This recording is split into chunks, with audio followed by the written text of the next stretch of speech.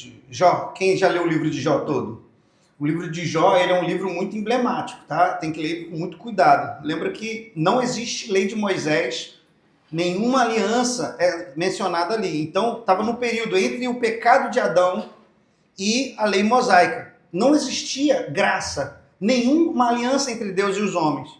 E Jó, quando ele fala com Deus, ele fala assim: eu sinto que tem uma cerca em volta de mim e eu não consigo avançar, eu não consigo prosperar. E aí Deus lá na frente fala para ele assim: essa cerca foi eu que pus, e não é para te privar de caminhar e de avançar, é para te proteger do que está depois dela. Então, às vezes, coisas acontecem com a gente fala assim: por que eu não estou fluindo? Por que não está acontecendo? É Deus preservando, é Deus guardando, né? Porque Deus é bom e Ele não vai fazer nada sem um motivo muito específico para isso. Né? José, poxa, Deus me deu um sonho, agora eu estou aqui na cova. Deus me deu um sonho, agora eu estou na casa de Potifar como escravo, como que eu vou realizar meu sonho? Agora eu estou prisioneiro na casa de Faraó, cada vez mais distante, né, do sonho. Na verdade, estava sendo posicionado por Deus para estar no lugar que ele precisava estar. Quando viesse a fome, para ele cumprir os sonhos de Deus. Não é? Então, nem sempre algo ruim acontece para ser ruim de fato, mas Deus é bom e Ele usa essa circunstância para abençoar a vida da gente.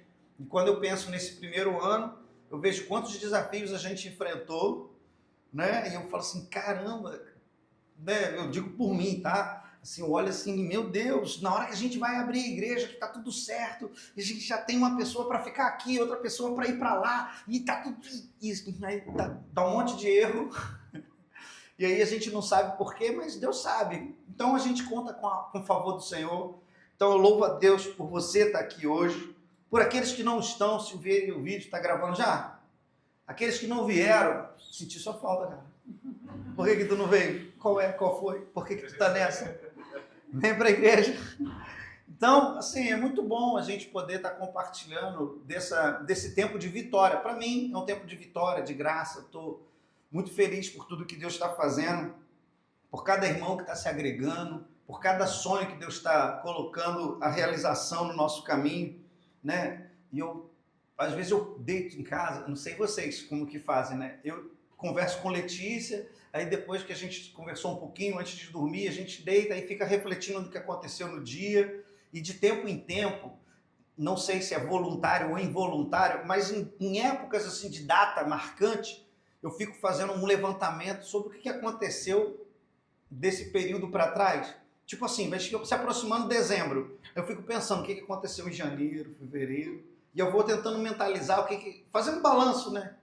E aí eu estava fazendo um balanço de como a gente chegou aqui nessa casa e de como está agora. E eu fiquei impressionado com a velocidade que a gente realizou coisas.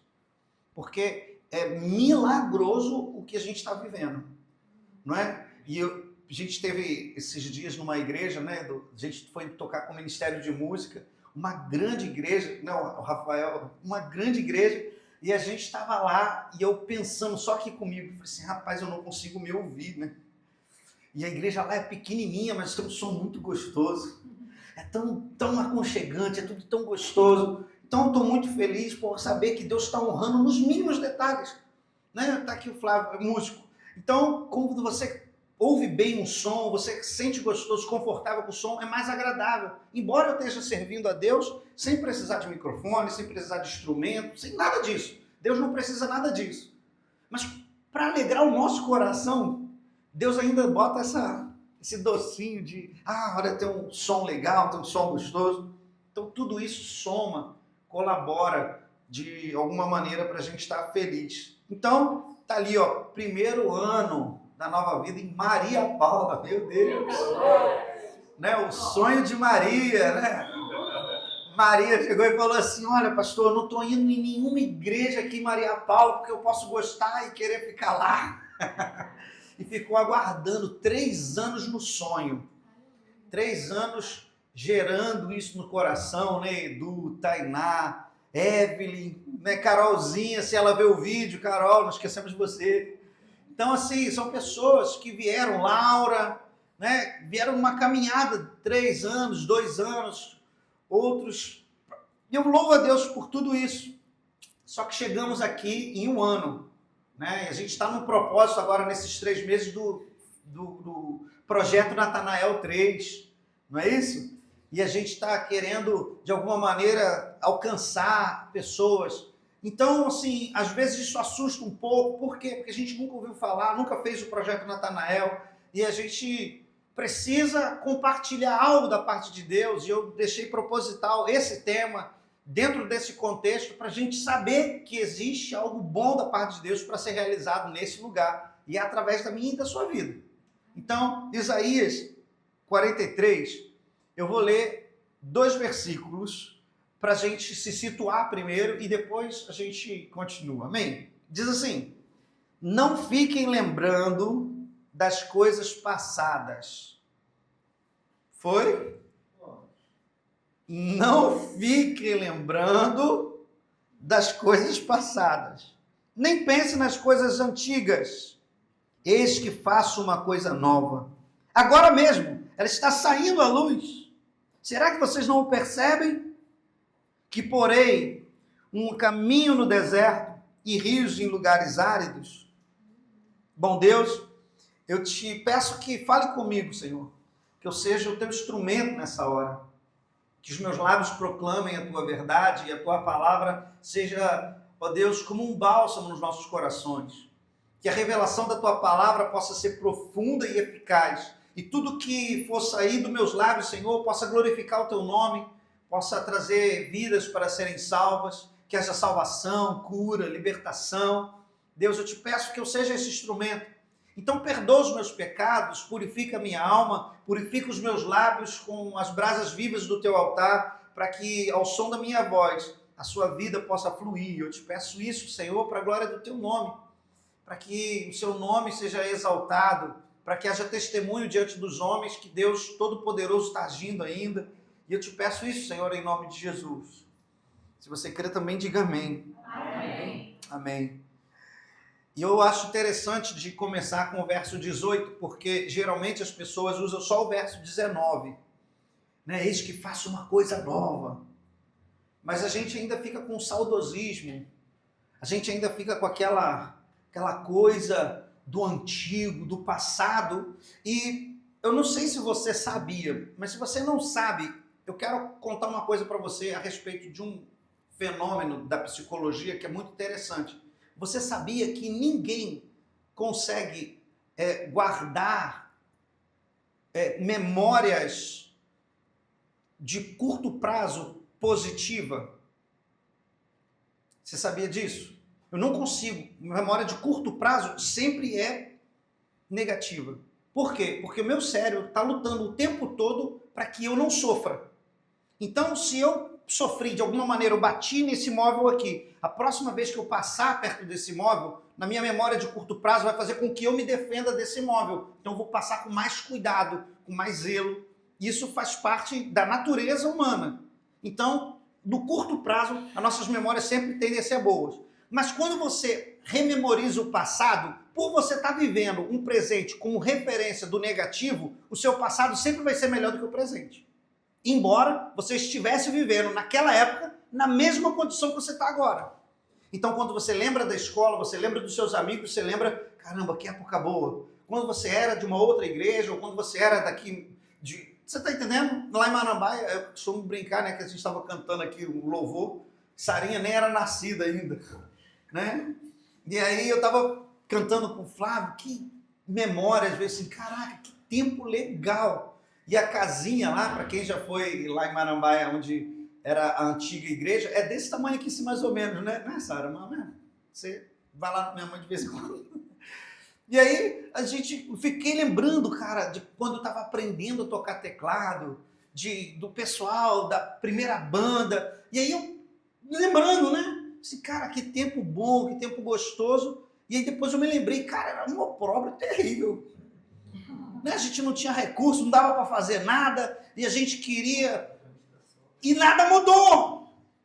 Só que hoje, esse pessimismo do presente impede, muitas vezes, por causa da nostalgia do passado, a gente de fluir para algo melhor, porque a gente está com a expectativa de viver a mesma coisa que a gente viveu lá atrás. Embora Deus seja o mesmo, Deus não muda, nós vivemos em um mundo que é dinâmico, que muda o tempo todo. O mundo muda o tempo todo. Eu lembro de um tempo que tinha mais coisa por aqui, menos coisa por lá. E a gente vai mudando, a gente se transforma, as pessoas mudam. Eu lembro que alguns anos atrás não tinha nenhum fio branco na minha barba. E aí esses dias Maria falou, esses dias não, tem um tempinho já, ela falou assim para mim, papai, o que é isso? Os fios ficando brancos, né? Esses fios estão brancos, eu falei assim, é você que me de barba branca. A gente muda e é inevitável. E uma coisa que eu acho interessante de falar sobre fio branco, né? É porque o fio, quando ele fica branco, ele não tem a capacidade de voltar a se tornar preto novamente. Deu para entender? O fio era preto e o fio ficou branco. Depois que ele fica branco, ele não tem a capacidade de voltar à sua cor pretinha novamente. Isso fala de quando chega no estado do cabelo ser branco, é imutável, não muda, não há variação. E é por isso que quando Jesus se apresenta em Apocalipse para João, ele se apresenta com seus cabelos, representando a imutabilidade de Deus. Deus chegou numa maturidade onde não tem mais retorno. Ele não consegue desmaturar mais. Deu para entender? Então, quando a gente fala dessa imutabilidade de Deus e da nossa variação, das nossas mudanças, da nossa capacidade de transformação, eu começo a olhar para o passado como se fosse um livro que eu não vivo mais, como algo que eu não viverei mais, mas ainda assim é uma história. Ficou claro? Porque nós não podemos ficar buscando o mesmo maná que caiu ontem para se alimentar hoje. E tem muitas pessoas que vivem de um maná que já foi, é daquele tempo, glória a Deus por aquele tempo, mas já foi, existe algo novo da parte de Deus para hoje. Existe algo maravilhoso da parte de Deus para hoje. E falar isso no aniversário de um ano pode parecer estranho, mas eu quero deixar bem claro que muitas pessoas aqui, todas elas, têm uma história. Em algum momento elas viveram alguma coisa. E pode ser histórias boas, pode ser histórias ruins, mas em todas elas eu digo para você, não fica remoendo isso. O verso 18 deixa bem claro, não fique lembrando. Nem lembra. Pastor, como que eu faço para não lembrar? Pense em outra coisa. Não é? Se você estiver ocupado pensando em outra coisa, você não lembra. Mentira ou verdade? Vou te dar uma dica. Começa a faxinar, que você vai esquecer da dívida. Começa a correr, que você vai esquecer da depressão. Você não consegue, estou falando sério, pode parecer doideira, mas é fisiológico. Quando você está fazendo uma coisa, você não pensa em outra. É natural. O problema é que às vezes a gente para refletir a respeito do passado e a gente começa a comparar com o que a gente está vivendo e a gente esquece de desfrutar do que a gente está vivendo. E a gente está vivendo a melhor fase. Eu estava vendo as fotos de Sara com o Theo lá no... Era no parquinho lá do condomínio mesmo? E aí eu estava vendo, cara, Sarinha tem um neném. Você tem noção? Eu peguei Sara no colo. Agora ela tem um neném que eu pego no colo também. E aí eu fiquei pensando nisso, cara. É a melhor fase. Embora ela tenha noites mal dormidas, embora ele suje a casa toda quando está comendo, é a melhor fase da nossa vida. E eu estava me preocupando esses dias com Maria e Lana, e eu estava olhando para a Letícia, e eu falei assim, olha, daqui a 5 anos, Lana faz 15. E aí eu perguntei para ela, filha, você quer festa ou você quer viagem? Ela disse assim, eu não sei, pai. Eu falei assim, olha, a festa vai chamar suas amigas, elas vão comer, algumas vão murmurar depois, e depois vão embora. A viagem vai ficar na sua memória e embora você não vai ter levado muitas pessoas, mas é algo que você tem para a sua história. É uma experiência que você vai viver. E ela falou, pai, eu não sei decidir isso. E eu, como todo pai, pastor, espiritual e sábio, Falei para ela, então vou te ajudar a escolher isso. Peguei uma moeda de R$1 e tirei no cara e coroa.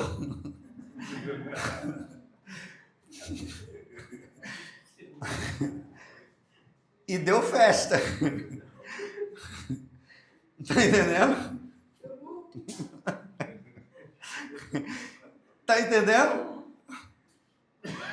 Porque às vezes a gente quer ficar naquela neura de vai ser melhor assim, vai ser melhor assado, e a gente fica remoendo isso dentro do nosso coração, querido. Tem coisas que a gente não precisa decidir. O acaso vai decidir muitas vezes melhor do que a nossa própria decisão. São decisões difíceis que a gente toma e a gente não sabe como agir. E é nessa hora que eu preciso dar continuidade na mensagem, falando aqui, olha, abra os seus olhos e descubra o novo que Deus está fazendo. Porque embora para você possa parecer uma decisão aleatória, Deus não perde o controle de nada. Embora para você seja uma decisão que você está tomando aleatoriamente, no coração de Deus, isso já estava. Deus vai permitir que essa situação aconteça de alguma maneira que eu não entendo como, mas todas as coisas cooperam de uma forma que se encaixe uma nas outras, juntamente, né, para um fim que Deus deseja, de acordo com aqueles que o amam. Amém? Você ama Deus?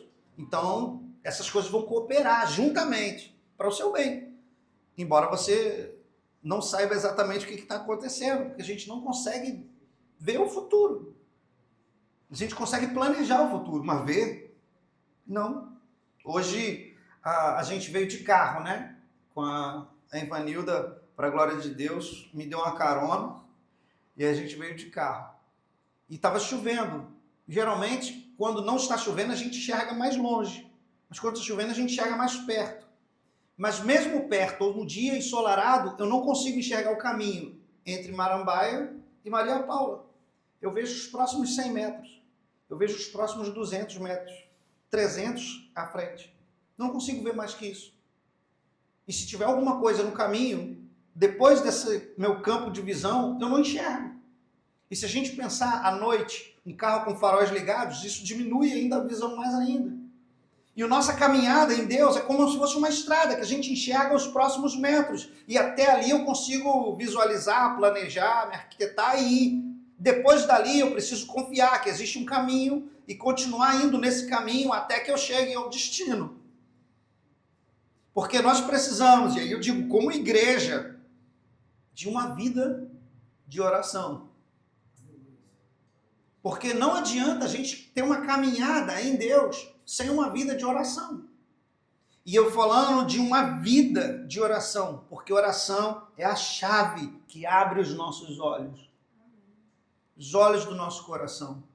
Embora a gente tenha cantado muito, abra os olhos do meu coração. Alguém já cantou essa aí? Não, né? Graças a Deus. Como é que faz para abrir os olhos do coração, meu irmão? A gente canta, mas como é que faz para abrir os olhos do coração? É só oração, meu irmão. É orando que a gente recebe de Deus a sabedoria, é orando que a gente recebe de Deus a inteligência, é orando que a gente recebe de Deus a decisão que a gente precisa tomar. Como está escrito em Tiago, capítulo 1, no verso 5, diz assim, se, porém, algum de vocês necessita de sabedoria, peça a Deus. Isso é o quê? Oração. Peça a Deus, que dá com generosidade e sem reprovações, e ele lhe será concedida. Eu acho interessante que nessa versão que eu estou usando, é a Nova Almeida atualizada, ele fala sem reprovação. Mas eu não lembro qual é a versão da Bíblia que diz assim, e ele não joga isso na sua cara. Você pediu sabedoria, Deus te deu sabedoria, agora você está mais sábio, e ele não joga na sua cara, você só tem isso porque eu te dei. Eu acho isso muito interessante, porque dá para mim a opção ou não de me tornar arrogante ou não. Porque se Deus me deu tudo, sabedoria e força, às vezes a gente acha, não, porque eu trabalhei, eu conquistei, eu fiz na força do meu braço, eu vou...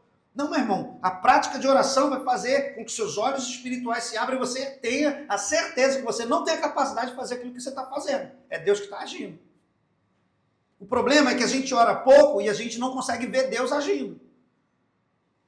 Muitas vezes a gente acha que Deus abandonou, que Deus está longe, que Deus não está vendo. Deus está vendo, é claro que está vendo. Ele sabe de tudo. Você consegue me enganar. E eu sou fácil de enganar. Eu sou um trouxa. Mas Deus você não engana. Porque Deus vê o seu coração, além daquilo que sua boca está dizendo. Porque tem muitas pessoas que são boas com as palavras. Mas na prática é outra coisa. Prometeu amor eterno, mas traiu. Prometeu ser honesto, mas botou o gato. Prometeu, e aí a gente fala, né? A gente e a gente não sei o quê. Eu já vi uma pessoa falar assim, eu sou honesto. Não sei o quê, pode contar comigo, sou uma pessoa honesta. E aí, uns tempos depois, eu estava na fila da lotérica e, como eu já estava há bastante tempo, mas 1 hora e pouquinho na fila, uma fila bem grande, né? Nunca ninguém ficou na fila de lotérica não, né? Graças a Deus. E a fila grande, e essa mesma pessoa que disse que era honesta, chegou, e ele estava lá atrás para ficar na fila, olhou procurando alguém na frente, para ele furar a fila daquelas pessoas todas. Onde existe a honestidade nisso? Há uns dias atrás, a gente foi fazer uma festa lá na igreja, eu não lembro exatamente qual foi a festa, a última festa que a gente fez, que foi no domingo, foi do purê de batatas. E aí fizeram um cachorro quente. E aí as pessoas todas estavam fazendo uma fila para comer o cachorro quente. E aí eu fui e entrei na fila. Algumas pessoas falaram assim, não, pastor, passa aqui na frente, vai lá. Eu falei assim, não, meu irmão, também sou irmão da igreja como todo mundo, não faz sentido eu furar a fila. Porque as pessoas têm expectativa de que você vai levar vantagem em cima do seu cargo, em cima da sua posição, quando na verdade a honestidade vai além daquilo que a gente imagina como sendo o moral, o ético. É você fazer aquilo que as pessoas deixam de fazer, porque elas acreditam que podem fazer. Esse aqui tá 0. Esse aqui tá, o ruim tá melhor do que...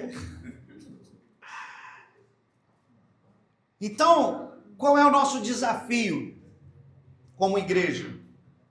O nosso desafio é você não deixar que a rotina segue você para as maravilhas da graça. Não permita que a sua rotina segue. O que é isso, pastor? Eu estou falando que tem muita gente que tem a vida agitada, corrida. Ou não? Sua vida é corrida, é agitada, você faz um monte de coisas. Um dia só você faz milhares de coisas. E eu estava até brincando com Sara e Lucas no carro. Falei assim, gente, a gente não tem noção de quanto um carro acelera a vida da gente. Eu vendi o carro e eu estou passando um opróbrio. Coisas que eu nunca vivi na minha vida, eu estou enfrentando. Estava falando até no Uber, cara. O cara com a faquinha dentro do Uber. O cara deu uma fechada, o cara do Uber veio com a faquinha para ir no outro, o outro saiu com a pistola. Eu falei, sangue de Jesus tem poder. Abandonei o Uber, saí, tirei Letícia. Vamos sair, fomos para o outro lado da rua para ver agora o desenrolo. Que eles quisessem se matar, que se matassem. Coisas que eu nunca vivi. O dia fica lento. Né? Antes eu fazia 7, 8 tarefas num dia só. Ia daqui para lá, daqui para correndo. E blá, blá, blá, blá. Agora eu só consigo fazer 2. Uma de manhã, outra de tarde. E eu estava pensando nisso. Cara, a minha rotina desacelerou bruscamente. E tem a ver com a minha capacidade de estar onde eu preciso estar.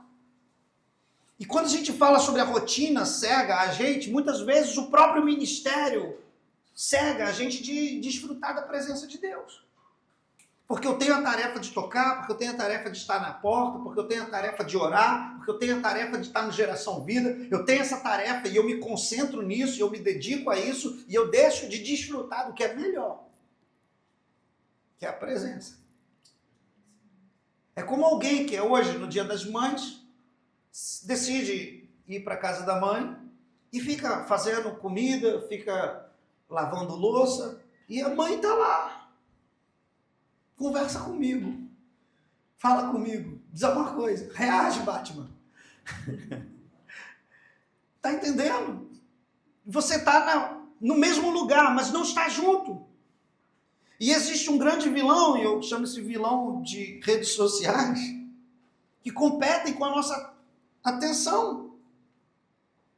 Que além de todos os afazeres, o trabalho, além de todas essas coisas, a gente se dedica tempo a olhar para a tela do nosso celular. Eu estava observando esses dias, apareceu aqui para mim, que meu celular tem um aplicativo que mede o bem-estar do usuário. Eu fico em média 4 horas com a tela ligada do meu celular.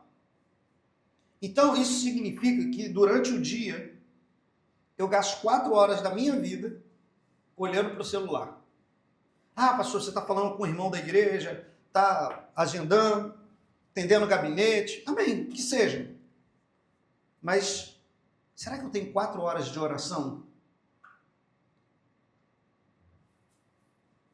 Porque não faz sentido o amor da minha vida, aquele que eu quero passar a eternidade, eu gastar menos tempo com ele em oração do que com o celular, que não vai me dar a eternidade, que não perdoa meus pecados, que não cura as minhas enfermidades. Não sei se para você faz sentido, mas embora possa parecer uma condição severa falar dessa maneira, é uma reflexão que a gente precisa fazer. Se você dá mais valor para o seu celular do que para o seu Deus, quem é o seu Deus?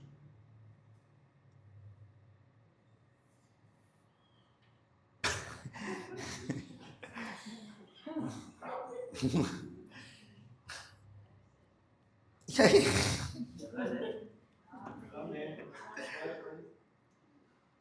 E aí a gente começa a perceber que a nossa rotina, ela nos cega das grandezas de Deus, da bondade de Deus. A gente não consegue ver Deus em nada, e a gente está sempre reclamando, e a gente reclama do preço do café, a gente reclama de todas as coisas, e a gente está reclamando agora do tempo que está chuvoso, e se tivesse com sol, estaria reclamando que está muito sol, e a gente acaba reclamando, murmurando, e gastando a nossa vida com murmúrio, ao invés de ter prazer, alegria.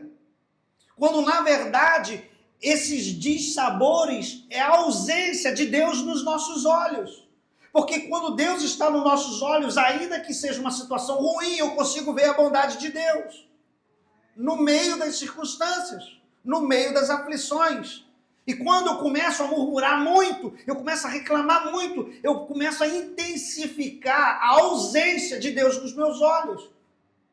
E aí existe um salmo, no 126, no verso 3, que diz assim: de fato, grandes coisas fez o Senhor por nós. E a nossa alegria não está naquilo que Deus não fez. A nossa alegria não está naquilo que nos falta. A nossa alegria não está naquilo que a gente deixou de conquistar. A nossa alegria não está nessas coisas, está naquilo que Deus já fez. Então, se eu puder encorajar você, dizendo que se você começar a ter uma vida de oração e buscar da parte de Deus que Ele esteja nos seus olhos, você vai começar a olhar bem para as coisas com os olhos espirituais. E aí, talvez você esteja falando assim, do que você está falando, pastor? Eu estou falando do dia a dia. Eu estou falando de uma prática do cotidiano. Acho que 2 ou 3 meses atrás, a nossa mangueira ainda estava dando manga, vocês lembram? Manga pra caramba. Muita manga.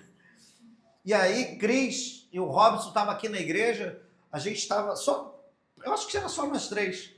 E aí eu olhei, tinha uns galhos meio mortos, né? Você lembra? Tinha uns galhos meio mortos, e a Cris chegou para mim assim: pastor, olha só, a mesma árvore, aquele galho está frutificando e esse galho está seco. Qual é a diferença? Ela buscando, né? Pensando, refletindo nas coisas de Deus. É uma árvore, mas ela refletindo nas coisas de Deus. E aí a gente chegou no senso comum de que o galho que está seco, ele não está recebendo a vida necessária que os outros galhos que estão frutificando estão tendo. E muitas vezes nós estamos na mesma igreja, temos à disposição o mesmo tronco, né, da árvore que Cristo é a videira verdadeira, e nós somos esses ramos. E aqueles que não frutificam são aqueles que não estão recebendo a seiva. Uma coisa tão simples, uma árvore, Deus trabalhando na nossa vida, falando com a gente.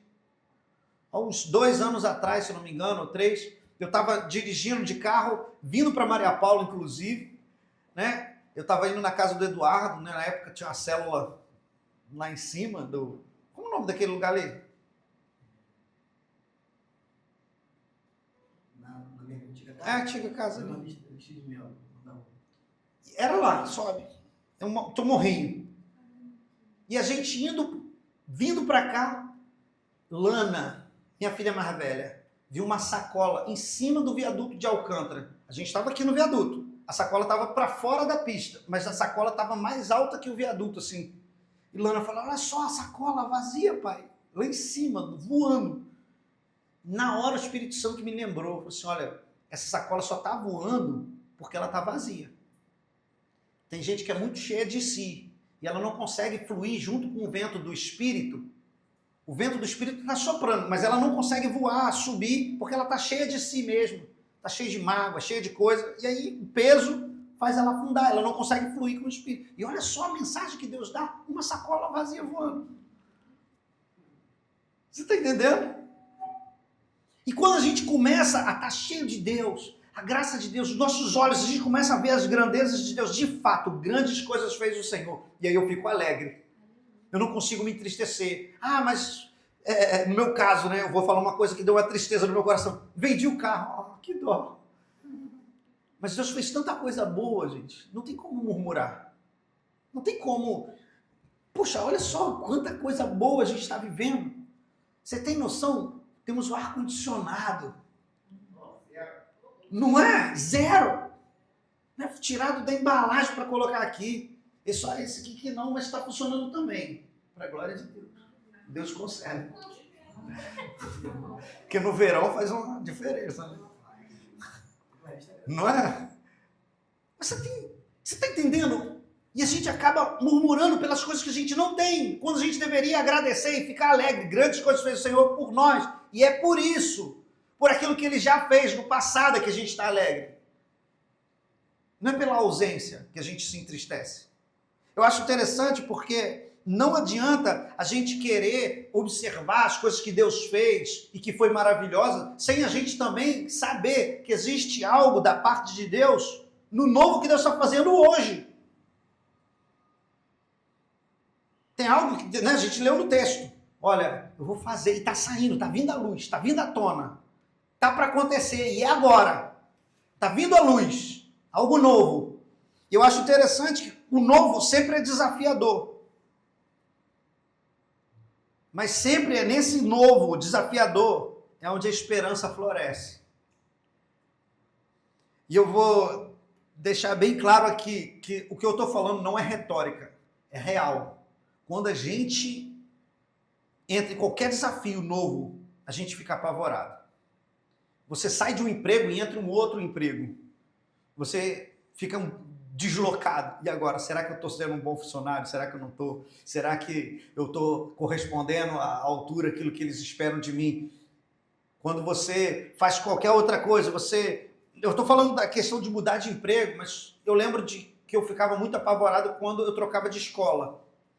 Quando eu saía de uma escola para estudar em outra escola, eu não conhecia ninguém, não sabia como era a dinâmica da escola, e aí você fica com aquela ansiedade, e agora? E aí a gente chega numa igreja que só tem culto domingo de manhã e não tem culto domingo de noite, isso é inovador, não é? E a gente chega numa igreja onde nós temos grupos de vida, e agora o pastor doido da cabeça diz que eu vou me tornar um líder um dia. E eu só quero ir lá, ouvir uma palavra, levantar minha mãozinha, glorificar e voltar para minha casinha aí, tá tudo bem. Bati meu ponto no domingo, serei salvo. Não, cara, é desafiador demais a gente saber que alguém pode ter a vida eterna porque eu me deixei ser usado como instrumento de Deus e eu mudei a eternidade. Você tem noção de que quando você ganha uma alma, você muda a eternidade? Essa alma que estava destinada para o inferno pela eternidade, agora ela vai morar no céu junto com a gente. Junto com a gente, porque eu vou junto, tá, gente? Não adianta você pensar que a gente vai se encontrar lá no céu. Congregação de Maria Paula no céu, quando falar assim, Deus, olha o pessoal da... Né? Não deve ter isso não, né? Tem não. Mas a gente precisa ter esperança quando algo novo está acontecendo. Eu lembro que quando Letícia engravidou de Lana, a gente tinha 4 meses de casado.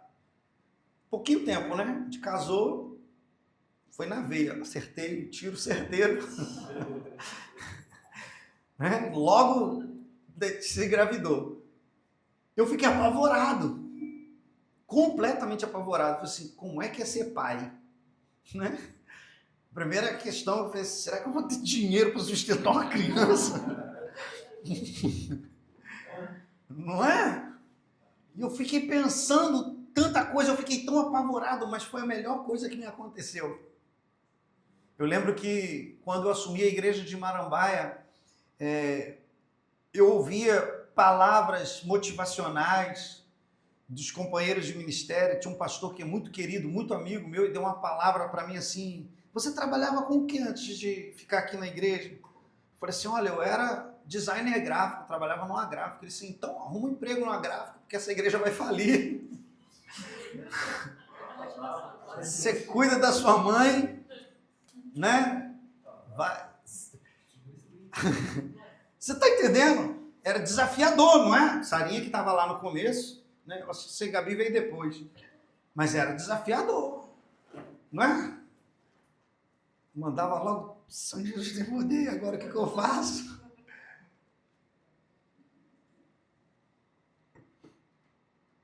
E eu lembro que quando eu estava para tomar essa decisão, eu fui para um lugar, no meu cantinho de oração, e eu fui orar lá nesse lugar, pedi a Deus a direção. Deus, eu devo assumir essa igreja como pastor, devo me mudar para Curitiba e começar tudo de novo lá, o que eu devo fazer? Tinha uma proposta de trabalho, né? São 5 trabalhos que eu tinha para fazer. Dava um saláriozinho bom, mais ou menos. Na época, 14 mil fazia muito sentido. Não sei hoje se um salário de 14 mil faria bem para alguém aqui. Só que a igreja de Marambaia não tinha arrecadação. A gente tinha 15 membros, mais ou menos, né? Quando deu o ocorrido. Eu lembro que eu ia no culto de domingo de noite para pregar e era para estar toda a igreja reunida. E tinha 10 pessoas, eu voltava para casa chorando. Ah, Senhor. E tal. Então eu tinha uma decisão muito fácil de tomar. Ou eu cuido da minha família, da minha mãe que é cega, cuido de mim, vou trabalhar lá em Curitiba ganhando 14 mil, ou ficar em Marambaia sem ter previsão de ter salário, que foi durante 5 anos. Só para você saber a curiosidade, né? Fiquei 5 anos sem receber nenhum centavo como pastor, trabalhando voluntariamente a preço de comida. E aí você diz assim para mim, uma decisão fácil de tomar. O que você faria? 14 mil ou 0 durante 5 anos? Não é? Eu tomei a decisão fácil de se tomar, orar. Porque quando a gente ora, a gente ouve o que Deus quer. E geralmente o que Deus quer pode não estar alinhado com aquilo que eu quero.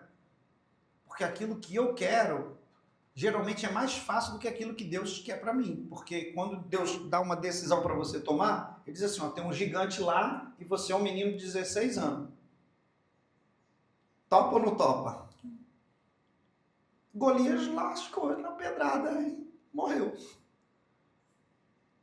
Eu tenho Faraó atrás e o mar na frente. Tu sabe nadar? Tu sabe nadar?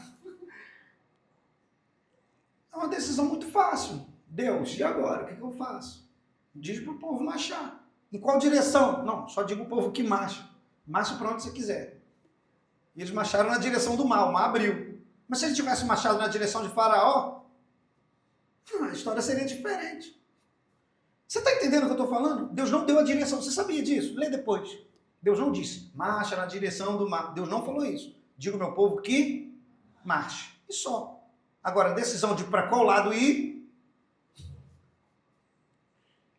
eu fico imaginando se eles fossem para o lado de Faraó. Ia acontecer igual aconteceu com Senaqueribe, vocês lembram? Que o anjo do Senhor veio e derrotou o exército. Isso aí é outra pregação. Mas a gente precisa tomar decisões que são difíceis. para que a gente possa enfrentar os desafios, crendo que Deus está com a gente. E olha só, 2 Coríntios, capítulo 5, no versos 16 e 17, diz assim: assim que nós, daqui por diante, a ninguém conheçamos segundo a carne, antes conhecemos Cristo segundo a carne, agora já não conhecemos deste modo. E assim, se alguém está em Cristo, é nova criatura, as coisas antigas já passaram, eis que se fizeram novas. O problema é que a gente tem uma referência, e a referência geralmente está no retrovisor, é o passado. E aí você olha para o Flávio e você consegue ver o passado dele, mas você não consegue ver essa nova criatura que Deus está fazendo, desse novo momento, e é um momento desafiador, e essa pessoa transformada por Deus agora. Isso, e eu quero deixar bem claro aqui, em nome de Jesus, não estou fazendo apologia, a gente colocar gente despreparada para fazer o ministério. Não é isso.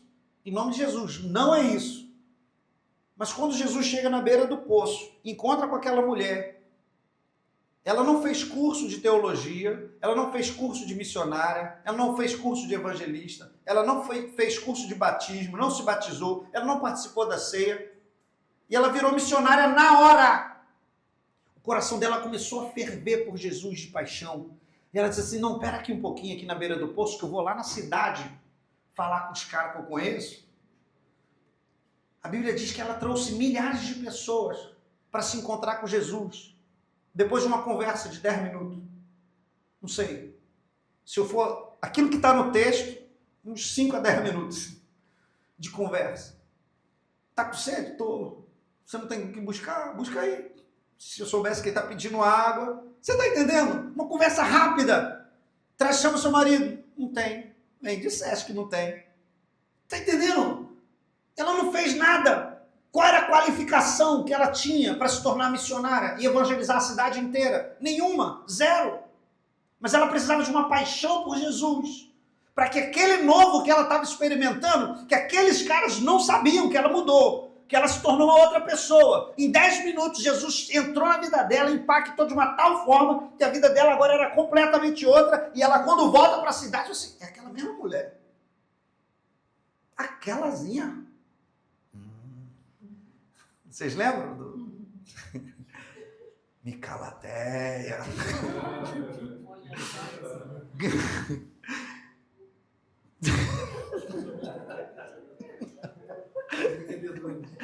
Os entendedores entenderão. Está lá no YouTube, Micalateia, vocês vão saber do que se trata.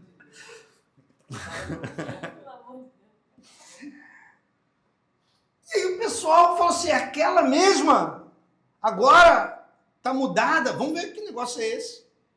Porque as pessoas tinham referência daquela mulher, outra mulher, que ela não era mais. Quando ela voltou na cidade, ela não era aquela mesma mulher que eles sabiam que ela era antes dela se encontrar com Jesus na beira do poço.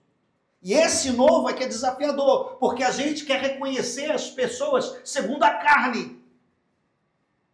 A gente olha para a pessoa e faz a leitura do passado, a gente reconhece ela segundo a carne. Segundo a carne, ela era um bêbada, era um drogado, era uma prostituta, era um adúltero, era um ladrão, era, sei lá, pode pensar aí no apelido que o inferno dá para a gente quando a gente peca. Isso tudo é apelido que a gente recebe quando a gente... do inferno. Tá? Só para ilustrar. Só que a gente precisa saber que agora eu não sou mais essa pessoa segundo a carne. Se alguém está em Cristo, é nova criatura. E essa nova criatura é desafiadora.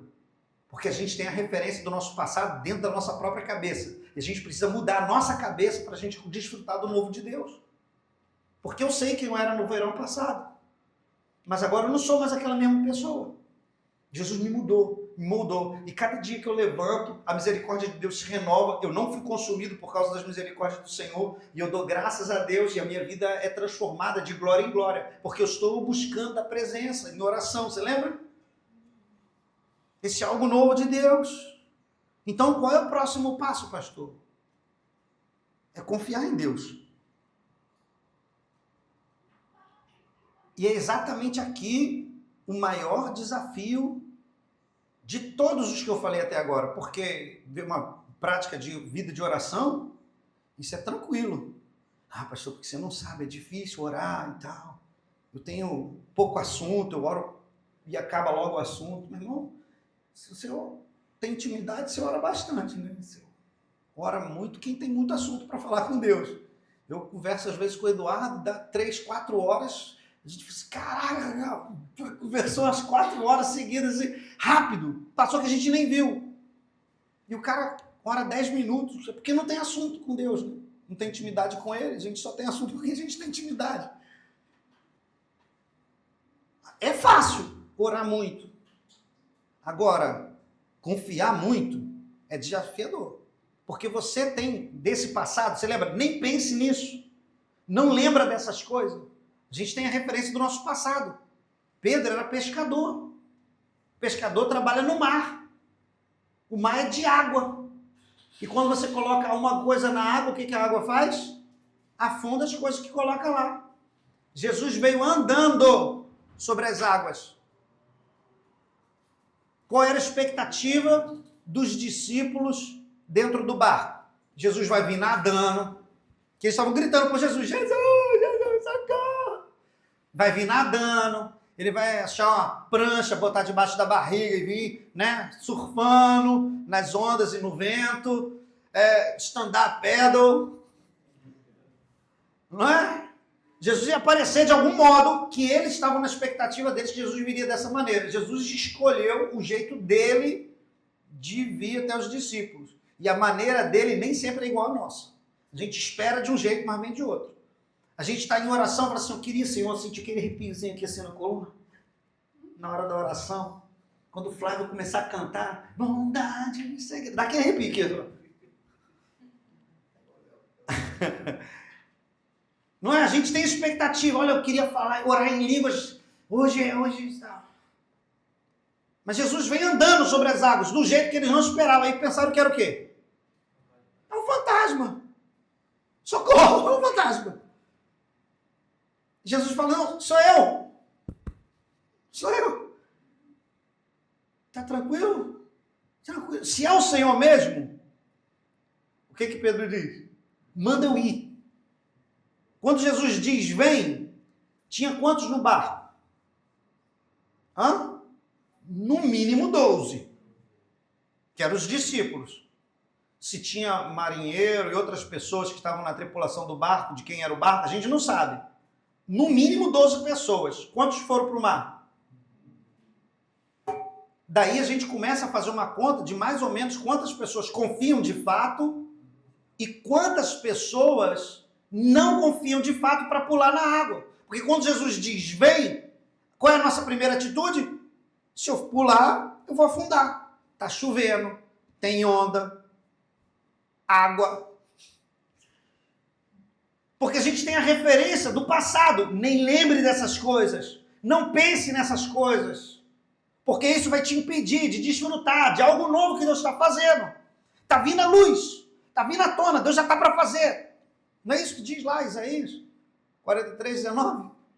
Está vindo, já está chegando, está na hora, está vindo a luz. E a gente não pula. Por quê? Porque a gente lembra do passado. Que meu avô era pescador, meu pai era pescador, eu sou pescador. Se eu pular na água, eu afundo.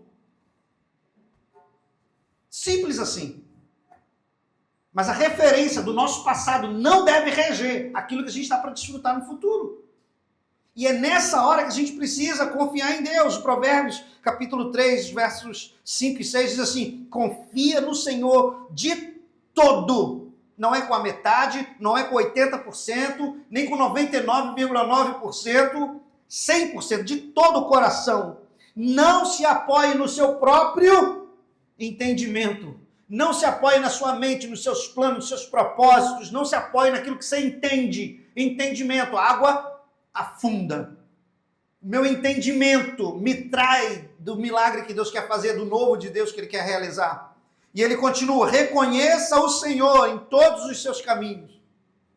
O problema é que a gente acha que Deus abandonou a gente quando a gente percebe em algumas situações, mas assim, Deus não pode estar nisso. Deus me abandonou. Deus não está comigo. Porque se Deus estivesse comigo, isso não estaria acontecendo. Deus não pode estar nisso. Só que você não está reconhecendo que Deus está te colocando nessa situação. Muita gente fala assim, pastor, mas o Deus não é mau, ele não vai colocar a gente nessa situação. Gente, quem que levou Jesus para o deserto?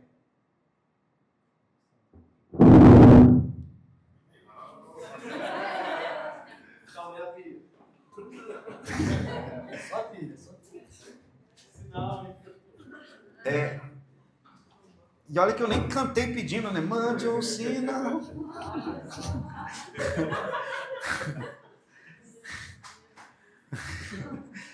Troquei o microfone. Só. Eu não podia perder, estava na hora certa da piada. Mas você está entendendo? A gente tem uma mente que projeta o passado e a gente acaba sendo impedido de desfrutar de algo maravilhoso no futuro, porque a gente está apoiado no nosso entendimento. Agora, reconhecer Deus em todos os caminhos vai fazer com que a minha vereda seja endireitada. É o que eu desde o final. E Ele endireitará o seu caminho, a sua estrada, a sua vida. Deus vai endireitar as coisas. Só você reconhecer Deus em tudo e não afastar Deus de tudo. Tinha uma jovem uma vez que ela era da igreja de Marambaia, hoje ela não está mais congregando lá, e ela falou, foi na rua da casa dela, chegando na casa dela, um rapaz de moto parou e levou o celular dela. Ela falou assim, não, porque Deus não está nisso, isso daí, eu não acredito que Deus esteja nisso, eu odeio Deus que ele tirou meu celular. Agora, a culpa é de Deus. Deus que está me punindo, Deus está me fazendo mal, não quero mais Deus. E eu fiquei pensando que mas ela precisava olhar para outro lugar mais do que para o celular. E ela não conseguia ver Deus em lugar nenhum, não estava reconhecendo. E as veredas dela foram de mal a pior. Quando a gente começa a perceber Deus em tudo, das nossas tristezas e dissabores, a gente consegue reconhecer Deus. E eu acho lindo quando o salmista ele vai dizer assim, olha, vai cair 1000 de um lado, 10.000 do outro, mas eu não vou ser atingido. Na minha casa não vai chegar praga nenhuma. E se eu precisar andar em lugar tenebroso, no vale da sombra da morte, eu não vou ficar com medo não. Presta bem atenção, Deus não tira você de passar do vale da sombra da morte. Mas eu não vou ter medo, não é porque eu não tenho medo, é porque tu estás comigo. É reconhecer Deus no caminho, reconhecer Deus na hora da nossa aflição, da nossa dor. Então, meu irmão, com todo carinho e amor, eu digo para você, em nome de Jesus, desfrute de hoje. Embora seja uma frase romana, fora de contexto e completamente equivocada, existe uma frase muito boa romana que diz assim, carpe diem. Já ouviram? Quer dizer, desfrute do dia, curta o dia, viva hoje como o melhor dia da sua vida. Na verdade, embora esteja um pouco fora do contexto da mensagem, mas eu vou só explicar para vocês entenderem. O Império Romano estava caindo. Eles estavam morrendo. Eles iam acabar mesmo. O Império Romano estava sendo destruído por todos os lados. Então, eles falavam essa frase para dizer o seguinte, já que a gente vai morrer, vamos desfrutar da vida. O melhor que a vida pode oferecer. Mudar, viver tudo que a gente precisa viver. Hoje. Só que, de uma maneira sobrenatural, eu quero dizer para você que você viva o dia de hoje, porque hoje é um presente que Deus te deu. Presente. O presente é um presente, uma dádiva. Esse tempo que a gente está vivendo é um milagre. Nós não estamos aqui falando de algo material. Você consegue encher o seu pulmão até o máximo e suspirar?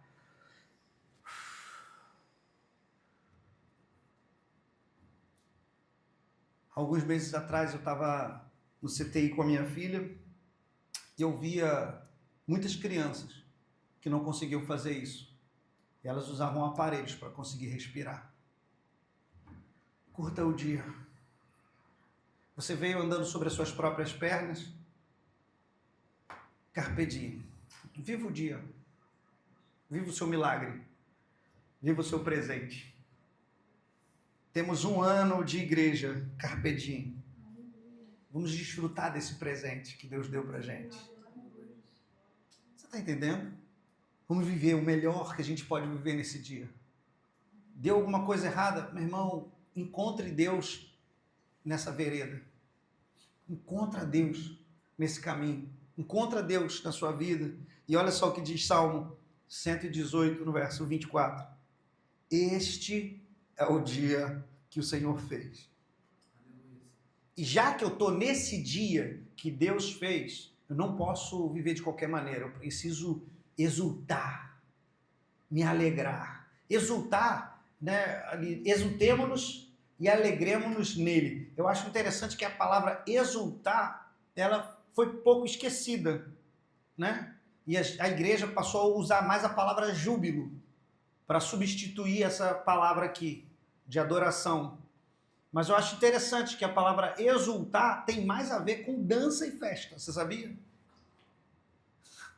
Exultar, né?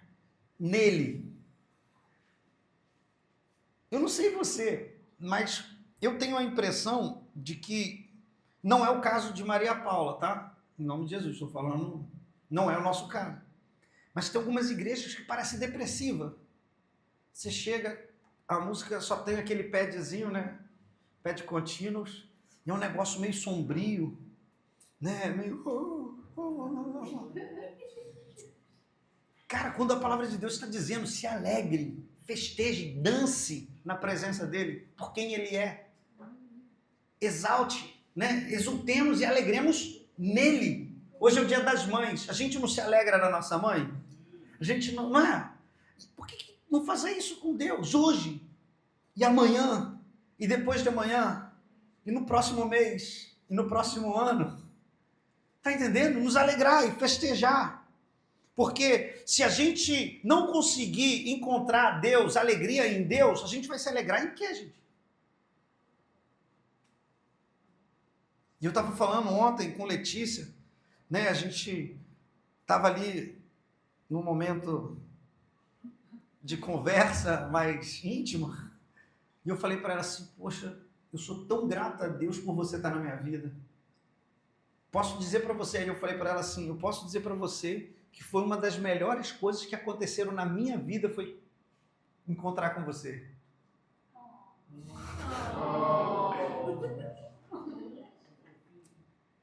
E aí, por mais triste que isso possa parecer, eu joguei um balde de água fria depois do clima. Eu disse assim, mas entre você e Deus, eu sempre vou escolher o meu Deus. Sabe por quê? Porque quando eu deixar de escolher Deus por causa da minha esposa, eu não vou conseguir exultar nele, eu vou exultar nela. E quando o meu relacionamento com ela não estiver bem, eu não tenho um relacionamento bom com Deus. Mas enquanto Deus for o alvo do meu amor, e eu me alegrar e exultar nele, ela vai complementar o meu prazer de vida. E ela não vai ser o pilar da alegria da minha vida. O problema é que muitas pessoas colocam os relacionamentos, a família, o filho, o trabalho, qualquer coisa no lugar de Deus. E as demais coisas só são acrescentadas quando o reino de Deus está em primeiro lugar, quando Deus é o primeiro, quando ele é o número 1. E aí todas as outras coisas se encaixam em volta dele. Então, alegrar no Senhor vai além de eu apenas ter um momento, um surto de alegria, de dança. É eu refletir sobre o dia que Deus deu e não permitir que a ação maligna desse tempo abata o meu ânimo, a minha alegria, a minha exultação. É por isso que tem gente que acha que crente é doido, porque está passando por luta, mas está sorrindo. Você já passou luta sorrindo? Eu vi esses dias um vídeo na internet do cara falando assim, como é que tá a vida? E o outro disse assim, tá fluindo. E aí mostrou como é que tava fluindo. Um cara dentro de um caiaque, num rio. Aí a música cantando, tô passando bem lá fora. Glória a Deus, glória a Deus. Meu Deus, é assim mesmo. a gente rindo no meio da tribulação, da luta. E a gente alegre, exultando, porque o nosso prazer não está nas coisas da terra. Se o meu prazer estiver mais do carro do que em Deus, eu fico em depressão quando vendi o carro. Não é? Se o meu prazer estiver em qualquer outra coisa que não no Senhor, essa outra coisa vai afetar o meu ânimo. Eu vou ficar desanimado, vou ficar sem vontade de cantar uma bela canção. E eu não estou dizendo que você não deva se entristecer, nós somos humanos e a gente se entristece. Mas só que a prática de vida não é luto, é exultação e alegria. Está ali, ó. Salmos 118, verso 24. Então, como é que a gente faz para manter em alta essa motivação, essa alegria? Porque agora, pastor, você deu um nó na minha cabeça. Se a minha prática de vida precisa ser de alegria, de exultação, como é que eu faço? Em outras palavras, eu quero dizer o seguinte para você. Deixa Deus ser tudo. Deixa Ele ser o Senhor. Eu tenho aqui mais alguns slides, mas minha hora está chegada. A minha hora é chegada. Eu vou ser entregue na mão das crianças agora. Eu vou fazer uma oração bem breve e depois eu vou pedir o pessoal para desligar as luzes aí, que a gente vai dar continuidade aqui com outras coisas. Mas eu espero que Deus tenha falado contigo. Deus falou com você? Foi benção? Amém. Eu vou acreditar que tenha sido bem com essa palavra.